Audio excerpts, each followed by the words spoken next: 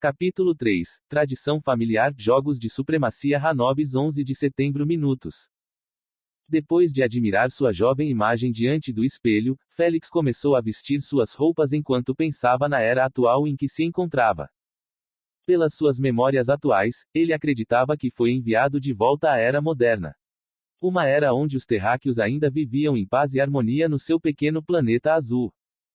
Mas isso mudaria logo depois que The Supremacy Games Invitation, que virou o mundo de cabeça para baixo, antes de aparecer novamente em breve. Isso foi ainda melhor para seus planos. Confiando nas memórias de sua vida passada, ele poderia, sem dúvida, vencer os jogos e subir na classificação ainda mais alto do que antes.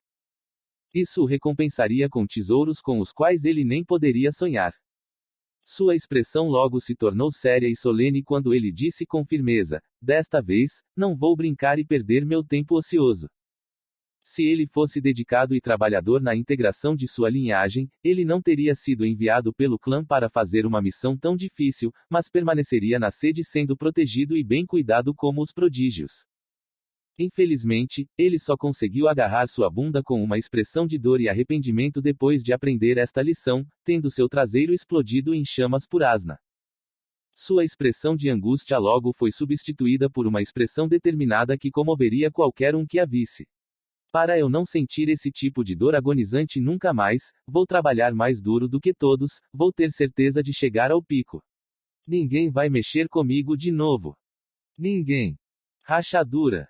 Ele socou o espelho até que ele se estilhaçasse, espalhando pequenos pedaços de vidro por toda parte. Logo, ele caiu no chão enquanto segurava o punho ensanguentado. Foda-me. Ele chorou de angústia. Ele já esqueceu que tinha apenas 17 anos e um corpo fraco que não conseguia nem machucar uma fera comum de nível 1. Reticências. Jack e o outro guarda-costas que estavam perto da porta ouviram o rugido de Félix e o som estilhaçado do espelho. No momento em que o outro guarda-costas tentava correr para verificar o bem-estar de Félix, Jack o deteve com o braço. Não se preocupe. Não é sério. O jovem mestre provavelmente está assistindo a um filme de sangue quente, e isso o levou ao estado atual. Embora seus pensamentos reais fossem: o jovem mestre Félix provavelmente está usando diferentes tipos de drogas novamente. Em sua mente, ele já aceitava isso como um fato, pois era bastante verossímil. Afinal, não havia muito o que fazer nesta ilha abandonada além de ir à praia. Se não fosse pela internet Starlink, ela usava satélites em vez de cabos. Félix provavelmente já teria enlouquecido. Reticências. Dentro do quarto, Félix estava pegando os cacos de espelho do chão com a mão enfaixada. Com base no meu telefone, o ano atual é 1º de junho de 2024. Se bem me lembro, o convite chegará 15 dias depois, o que é um período ideal para eu fazer planos para mais tarde. Depois de um tempo, ele terminou de limpar o chão e calçou os tênis esportivos, preparando-se para sair. Ele queria explorar o hotel e as condições atuais da ilha. Estou saindo do hotel para dar uma longa caminhada, não precisa me seguir, e não se atreva a mandar alguém pelas minhas costas secretamente, entendido? Ele instrui o Jack depois de sair de sua suíte. Sim, jovem mestre, aproveite sua caminhada, ninguém vai incomodá-lo. Félix sorriu enquanto dava tapinhas em seu ombro. Bom, continue seguindo minhas ordens assim, e irei promovê-lo a meu chefe pessoal de guarda-costas quando receber minhas ações da família. Jack sorriu amplamente, seu desejo é uma ordem, jovem mestre. Félix então caminhou em direção ao elevador enquanto examinava detalhadamente as péssimas condições do hotel. Meu cérebro estava cheio de merda quando escolhi esse negócio para reviver como parte do meu teste de maioridade ou o quê? Ele continuou andando por alguns minutos até ver o elevador enferrujado que tinha uma placa colada na porta, fechado para manutenção. Imaginei que sim. Félix suspirou desapontado. Ele virou para a esquerda e se dirigiu para as escadas. No momento em que chegou e viu aquelas escadas que levavam a um abismo, ele franziu as sobrancelhas. Consertar o elevador de uma vez por todas é uma prioridade. Não posso usar essas escadas todos os dias. Meus joelhos quebrariam. Ele se preparou e desceu as escadas enquanto tentava organizar suas memórias de 17 anos. Se ele se lembra bem, ele escolheu este hotel resort no meio do nada como seu teste de idade adulta quando completou 16 anos.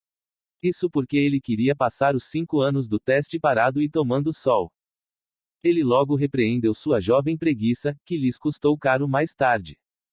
Afinal, enquanto outros tentavam ao máximo reanimar as empresas, hotéis e restaurantes que escolheram como missão. Por outro lado, ele estava tomando sol aqui como um peixe salgado. Essa negligência em relação ao seu teste custou-lhe muito mais tarde, quando o convite para os Jogos da Supremacia chegou. Os outros juniores que deram o seu melhor, mesmo que seu projeto não fosse bem, ainda assim foram escolhidos para serem nutridos pela família, para que pudessem garantir vagas nas próximas batalhas da seleção nacional, que aconteceriam daqui a um ano ou mais. Enquanto isso, os preguiçosos como ele, que consideravam a tradição da maioridade familiar uma piada, foram severamente punidos pelo Conselho de Anciãos. Como seus pais e outros parentes próximos haviam morrido de uma forma ou de outra, ele não tinha mais ninguém para atistá-lo na família. Assim como ele queria continuar reclamando, ele se lembrou de seus pais. Um dos poucos que o amavam naquela toca de lobos, onde a competição para obter benefícios para si era apenas a norma, e todos os métodos para fazê-lo eram permitidos, desde que ninguém fosse prejudicado. Seus pais eram bastante populares na família Maxwell por suas habilidades em negócios. Assim como seu pai administra os 5 fundos de investimento em Wall Street com alta eficiência, obtendo lucros em todos os investimentos desejados sem um único fracasso. Essa garantia de sucesso fez com que todos no círculo empresarial se referissem a ele como o Aranha, já que seus sentidos de investimento eram muito aguçados. Enquanto isso, sua mãe administrava dezenas de hotéis 5 estrelas e alguns restaurantes 3 estrelas Michelin em todo o mundo. A reputação deles atingiu o auge em suas mãos, pois cada cliente ou crítico que os visitava ou comia neles deixava apenas bons comentários. Infelizmente, eles faleceram em um incidente de helicóptero quando se dirigiam à sede da família para surpreender Félix em seu aniversário de 11 anos. Bem, eles conseguiram surpreendê-lo quando ele ouviu a notícia de sua morte enquanto cortava seu bolo de aniversário sozinho em seu quarto. Só se poderia imaginar o trauma que este acontecimento pode ter causado ao jovem Félix. Desde aquele momento, ele se transformou em uma pessoa diferente. Tornou-se desavergonhado, brincalhão, fazendo brincadeiras com os primos, intimidando-os diariamente até que temessem sua existência. Eles reclamaram com os adultos para puni-lo. Mas os mais velhos sabiam que sua personalidade brincalhona emergia apenas para esconder a dor e o medo da solidão no fundo de seu coração. Então eles fecharam um olho e permitiram que ele os intimidasse a ponto de criarem uma aliança anti-Félix, agrupando-o e espancando-o sempre que ele tentava pregar uma peça em um deles. 2 anos se passaram rapidamente. Félix amadureceu um pouquinho desde então.